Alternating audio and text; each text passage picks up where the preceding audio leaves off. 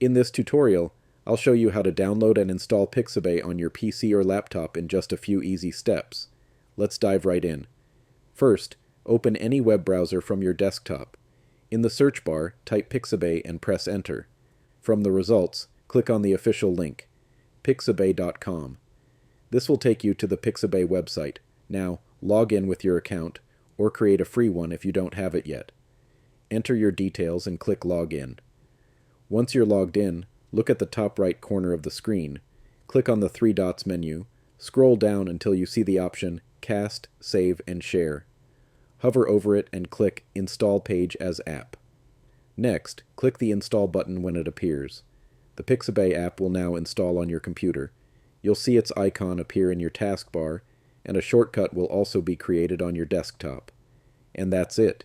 You've successfully downloaded and installed Pixabay on your PC or laptop in just a few simple steps.